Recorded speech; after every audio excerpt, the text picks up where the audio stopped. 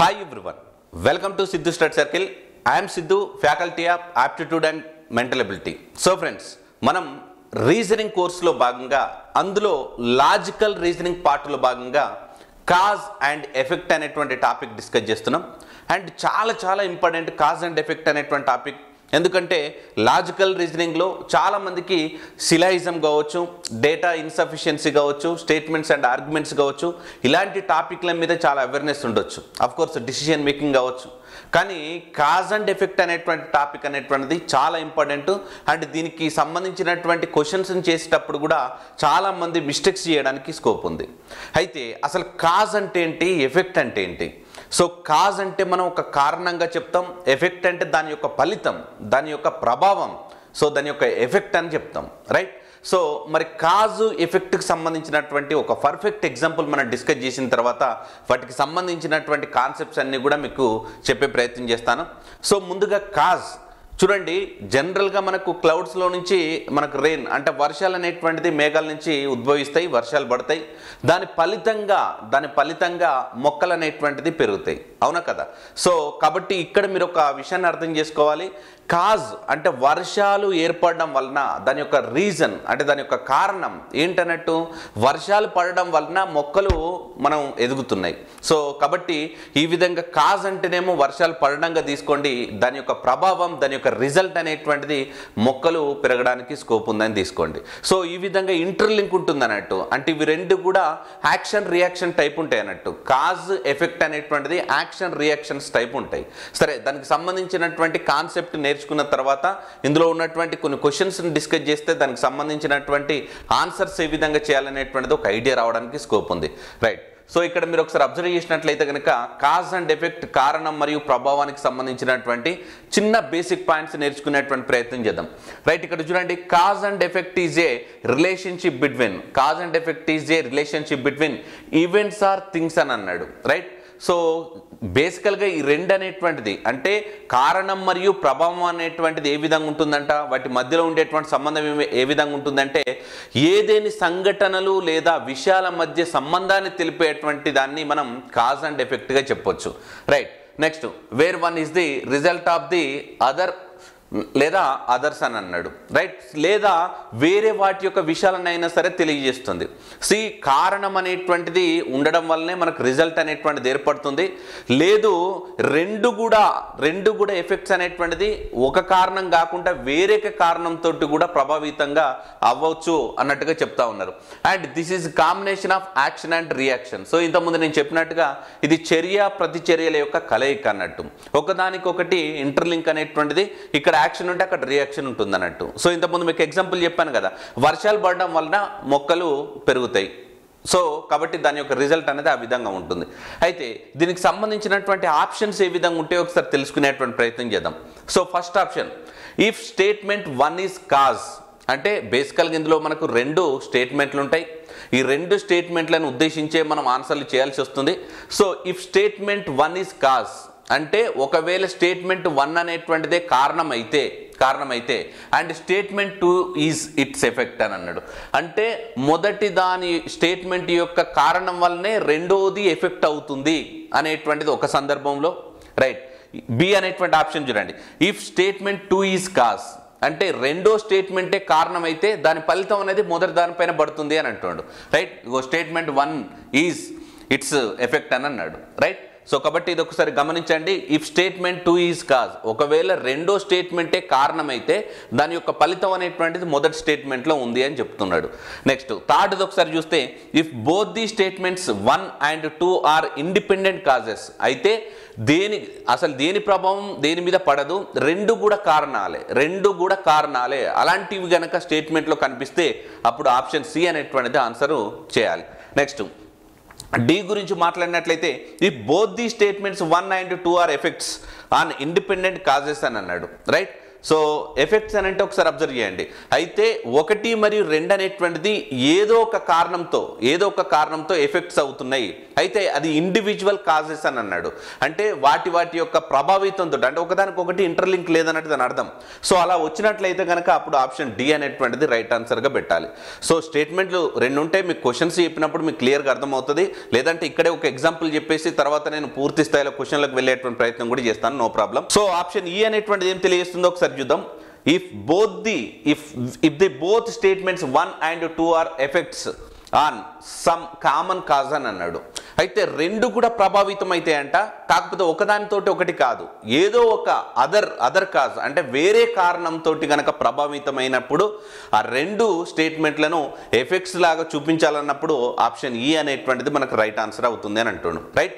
So మరొకసారి చూడండి, option A అనేటువంటిది ఏం తెలియజేస్తుంది?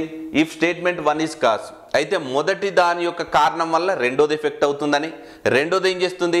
రెండో దాని యొక్క కారణం వల్లనే మొదటిది ఎఫెక్ట్ అవుతుందని, మూడోది ఏం తెలియజేస్తుందంటే if the both the statements 1 and 2 are independent causes, అంటే 2 కూడా కారణాలే, ఎక్కడ కూడా ఒకదాని ఎమ్మటి ఒకటి ప్రభావితం చూపించడానికి అవకాశం లేదు. Next option D ఏమనంటుంది? 2 కూడా సంఘటనలే, 2 కూడా ప్రభావితం అవుతున్నాయి అండ్ ఇండివిజువల్ కాజెస్ మైన, అంటే దేనికి దానికి సపరేట్గానే అవి ప్రభావితం అవుతున్నాయి అన్నట్టుగా ఆప్షన్ 4 చూపిస్తుంది. ఆప్షన్ ఈ అనేటువంటిది ఏంటంటే 2 ఎఫెక్ట్స్ అవుతున్నాయి కానీ ఒక కామన్ అంటే అదర్ కామన్ కాజ్ అని అంటుండు, అంటే వేరే ఇతర కారణాల వలన 2 కూడా ఎఫెక్ట్ అవుతున్నాయి అన్నట్టుగా చెప్తా ఉన్నాడు. రైట్.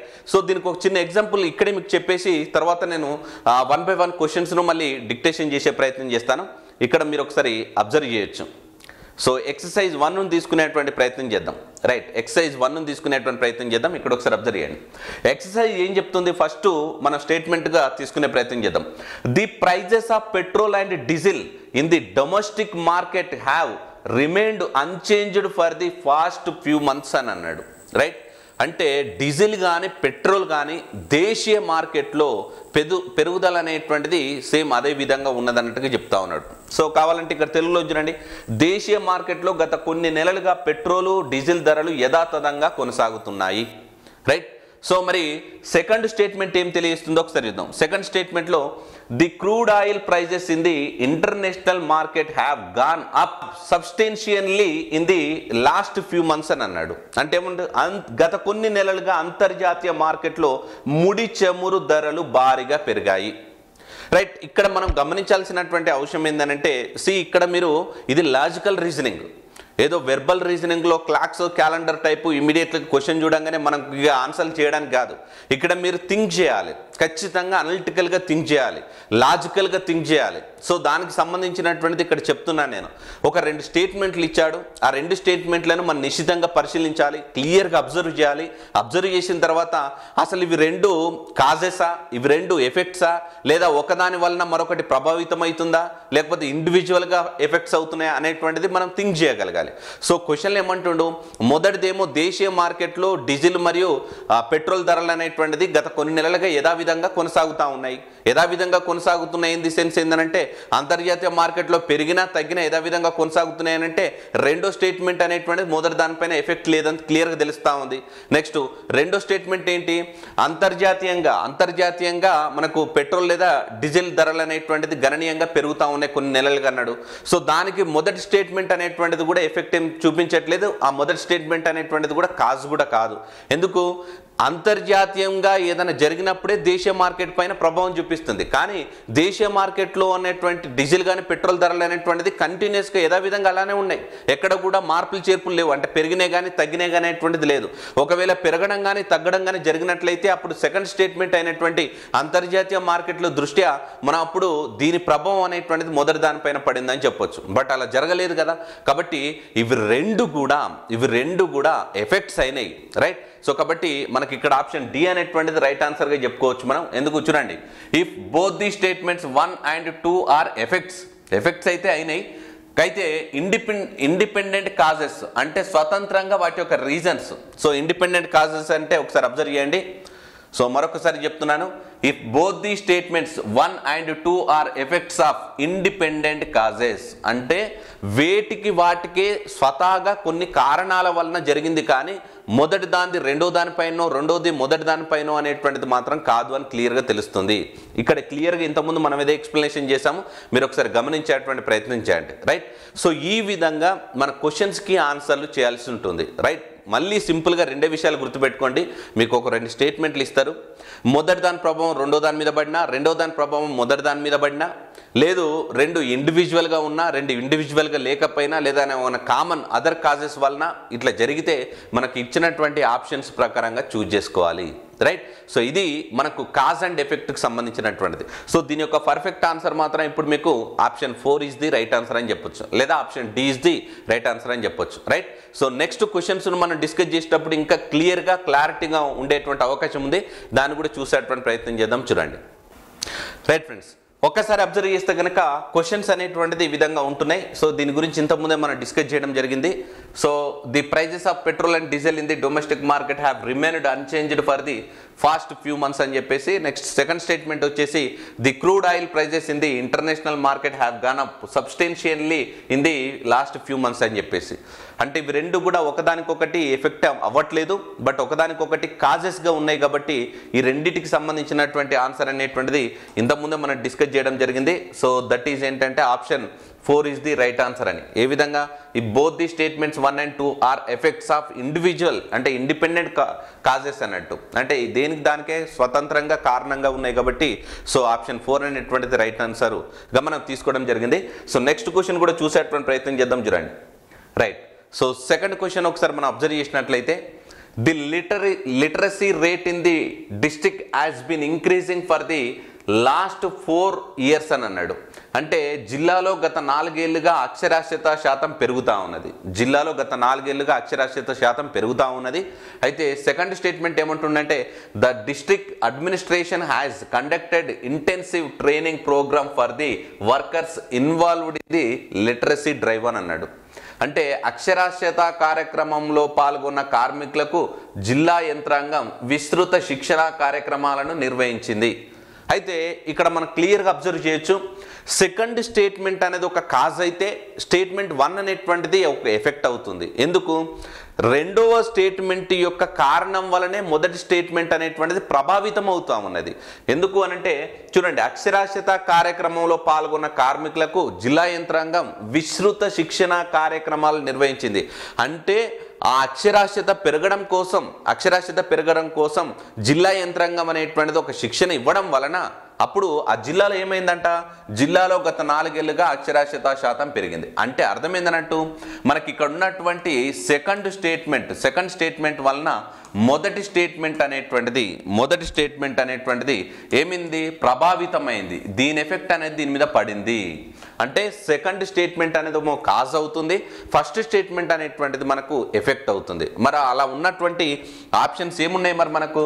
చూడండి, ఫస్ట్ స్టేట్మెంట్ ఏం చెప్తుండు సరే ఆప్షన్స్లలో, if statement 1 is cause and statement 2 is effect అన్నాడు. అంటే మొదటి స్టేట్మెంట్ వల్లనే రెండో స్టేట్మెంట్ ఎఫెక్ట్ అయిందా అని అంటుండు. లేదు, అలా లేదు.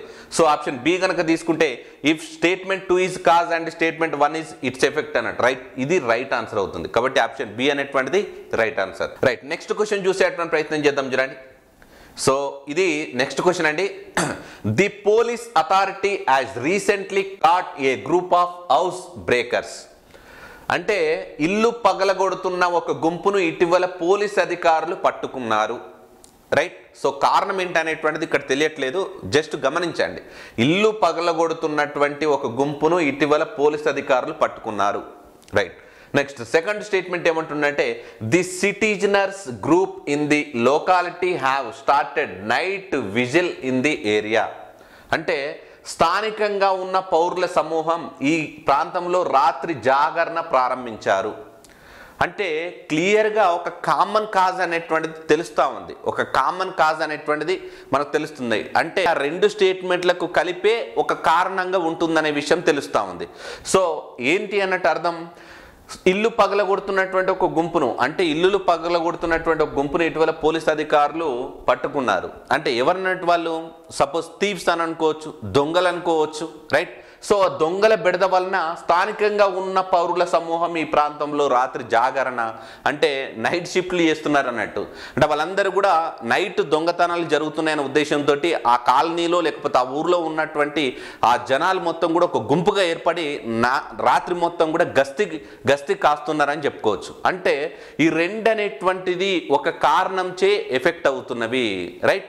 సో ఇవి రెండు ఇండివిజువల్గా ఏమి కూడా ఎఫెక్ట్ అవ్వట్లేదు, బట్ ఈ రెండుటి వలన ఒక కామన్ కాజ్ వలన ఈ రెండు ఎఫెక్ట్ అవుతున్నాయంటే దాని అర్థం.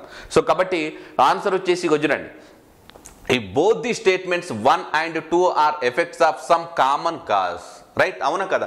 దేనివల్ల రెండు ఎఫెక్ట్స్ అవుతున్నాయి? ఇంతకు దొంగతనాలు జరగడం వలన, దొంగలు చొరబడడం వలన ఈ రెండు కూడా ఎఫెక్ట్ అవుతున్నాయి. అంటే దొంగలు ఇల్లు పగలగొడుతున్న ఒక గుంపును, సో ఈ విధంగా పోలీసు అధికారులు పట్టుకున్నారు.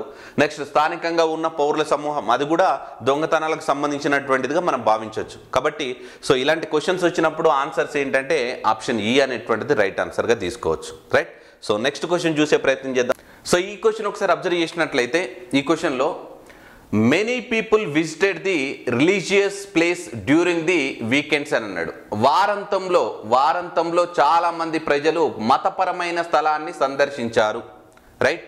సో సెకండ్ది ఏమంటుందంటే few people visited the religious place during the week days అని అన్నాడు. అంటే వారం రోజులలో కొద్ది మంది మాత్రమే మతపరమైన స్థలాన్ని సందర్శించారు, రైట్. సో ఇక్కడ మనకు క్లియర్గా ఏం అర్థమవుతుంది? ఫస్ట్ స్టేట్మెంట్ వారాంతంలో చాలా మంది ప్రజలు మతపరమైన స్థలాన్ని సందర్శించారు. సో నెక్స్ట్ వారం రోజుల్లో కొద్ది మంది మాత్రమే మతపరమైనటువంటి స్థలాన్ని సందర్శించారు. అసలు వీకెండ్ అని అంటే ఇన్ జనరల్గా చూద్దాం చూడండి, హాలిడే రోజే కదా. అంటే మనం సండేగా తీసుకునేటువంటి ప్రయత్నం చేద్దాం. సపోజ్ ఇప్పుడు మనం ఆ హాలిడేని ఇందులో ఇంపోజ్ చేసి దీని యొక్క ఆన్సర్ రాబట్టే ప్రయత్నం చేద్దాం. చూడండి, వారాంతంలో అంటే సండే అనుకోండి. సండే అంటే ఆదివారంలో చాలా మంది ప్రజలు మతపరమైనటువంటి స్థలాన్ని సందర్శించారు. ఓకే, సండే రోజు ఎక్కువ మంది వెళ్ళారంట. నెక్స్ట్ వారం రోజులలో కొద్ది మంది మాత్రమే మతపరమైనటువంటి స్థలాన్ని సందర్శించారు. అంటే అర్థమైందన్నట్టు మొత్తం వారంలో 7 రోజులుంటే అందులో 6 రోజుల్లో చాలా తక్కువ మంది మాత్రమే ఆ మతపరమైనటువంటి ప్రదేశాన్ని సందర్శించారు. కానీ వీకెండ్ అంటే సండే అనుకుందాం, హాలిడేస్లో ఎక్కువ మంది సందర్శించారు అన్నట్టు దాని అర్థంగా మనం తీసుకోవచ్చు, రైట్.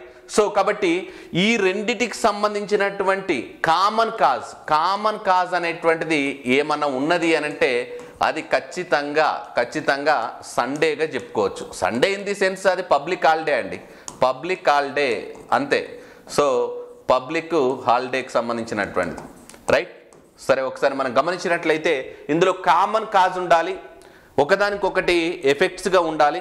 సో ఒకదానికొకటి ఇన్ ది సెన్స్ ఇండివిజువల్ మనకు ఎఫెక్ట్ ఉండాలి, బట్ ఒక కామన్ కాజ్ వలన ఉండాలి. సో అలా మనకు ఆప్షన్స్ ఏమున్నాయో ఒకసారి చూద్దాం. చూడండి, ఆప్షన్ ఈలో if the both statements 1 and 2 are effects of some common cause అని అన్నాడు, రైట్. అంటే అర్థమైందన్నట్టు రెండు స్టేట్మెంట్లు కూడా ఎఫెక్ట్ అవుతున్నాయి, కానీ ఒక కామన్ కాజ్ వలన అంటే వేరే ఇతర కారణాల వలన ఈ రెండు కూడా వేరే ఇతర కారణాల వలన అది ఎఫెక్ట్ అవుతుంది. ఎందుకు అనంటే అది పబ్లిక్ హాలిడేస్ ఏదైతే ఉన్నాయో, సో మనం మీకు అర్థం కావడం కోసం సండే అని చెప్తున్నాను, బట్ ఇన్ ది సెన్స్ ఏంటంటే పబ్లిక్ హాలిడేస్ ఉన్నప్పుడు సందర్శకులు అనేటువంటి వాళ్ళు ఎక్కువ వెళ్తారు, మిగతా రోజులలో తక్కువ వెళ్తారు. సో కాబట్టి వేరే అదర్ కాజ్ వలన రెండు కూడా ఎఫెక్ట్స్ అవుతున్నాయి. సో కాబట్టి ఆప్షన్ ఈ అనేటువంటిది రైట్ ఆన్సర్గా చెప్పుకోవచ్చు, రైట్. సో నెక్స్ట్ క్వశ్చన్ చూద్దాం. చూడండి, ఈ క్వశ్చన్ చూస్తే కనుక the prices of petroleum products dropped so marginally last week అని అన్నాడు. సో ఏందంట, గత వారం పెట్రోలియం ఉత్పత్తుల ధరలు స్వల్పంగా తగ్గాయి, కొంచెం తగ్గినాయి.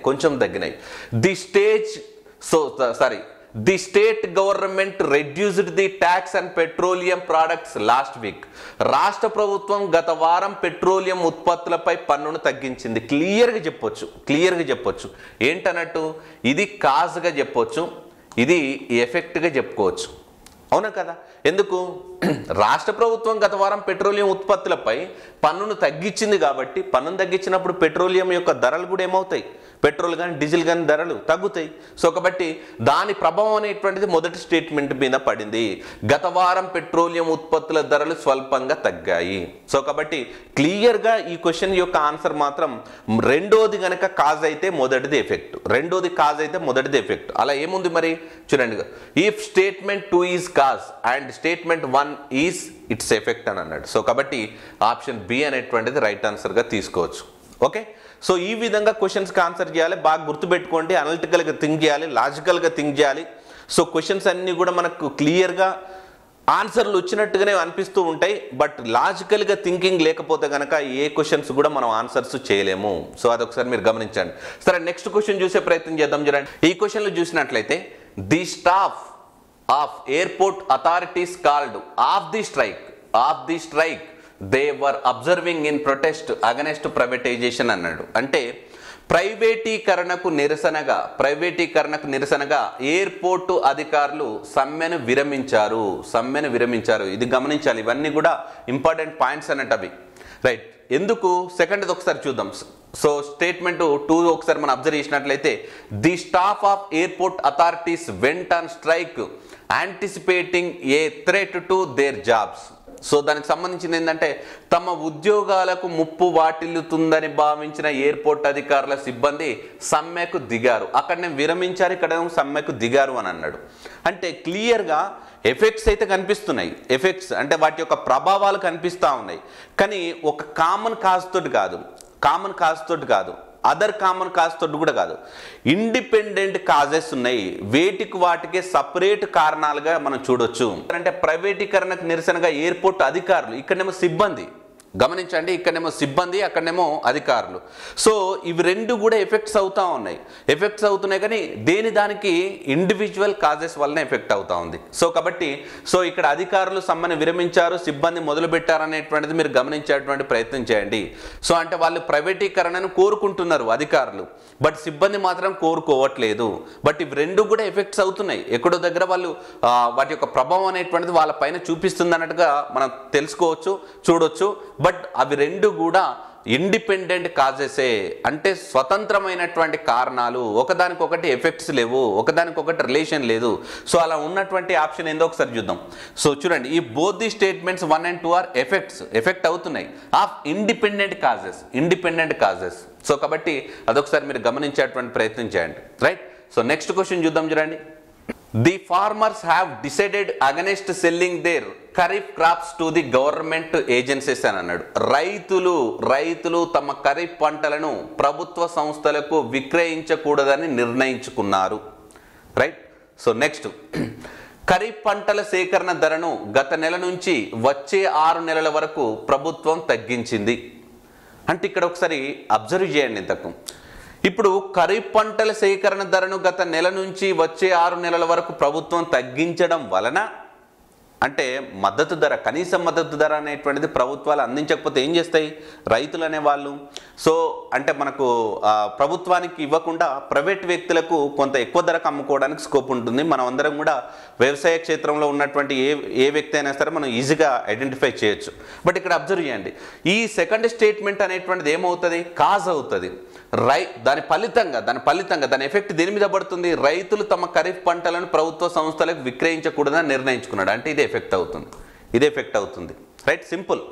సెకండ్ది, రాష్ట్ర ప్రభుత్వం కానీ కేంద్ర ప్రభుత్వాలు అనేటువంటివి ఏం చేస్తున్నాయి? గత నెల నుంచి వచ్చే 6 నెలల వరకు ప్రభుత్వం తగ్గించిందంట. ఏందనట? ఖరీఫ్ పంటల సేకరణ ధరను గత నెల నుంచి వచ్చే 6 నెలల వరకు ప్రభుత్వం తగ్గించింది. మరి ఆ ఇచ్చినటువంటి సేకరణ అనేటువంటి ధర ఏదైతే ఉంటుందో దాన్ని తగ్గించడం వలన ఆ ప్రభావం రైతుల మీద పడుతుంది. సో కాబట్టి వాళ్ళేం నిర్ణయించాలంట? సో రైతులు తమ ఖరీఫ్ పంటలను ప్రభుత్వ సంస్థలకు విక్రయించకూడదని నిర్ణయించుకున్నారు. అంటే గవర్నమెంట్ కాకుండా ప్రైవేట్ వ్యక్తులు ఎవరైతే ఉంటారో, దళారులు ఎవరైతే ఉంటారో, సో వాళ్ళకు కొంచెం ఎక్కువ ధరకు అమ్ముకోవాలన్నట్టుగా నిర్ణయించింది అన్నట్టుగా ఇక్కడ చూడొచ్చు. అయితే సెకండ్ స్టేట్మెంట్ వలనే మొదటి స్టేట్మెంట్ అనేటువంటిది ఎఫెక్ట్ అవుతుంది. సో కాబట్టి సెకండ్ స్టేట్మెంట్ను కాజ్గా, ఫస్ట్ స్టేట్మెంట్ని ఎఫెక్ట్గా తీసుకోవచ్చు. అలా ఉన్నటువంటి ఆప్షన్ ఏదైతుందో అదే answer. So if statement 2 is cause and statement 1 is its effect అని అన్నాడు. రైట్, సో ఇది దాని యొక్క ఆన్సర్ అవుతుంది. సరే, మొత్తానికైతే కాజ్ అండ్ ఎఫెక్ట్కి సంబంధించినటువంటి బేసిక్ ఇన్ఫర్మేషన్, స్ట్రక్చర్, కాన్సెప్ట్ అన్ని కూడా మనం చూసాం కదా.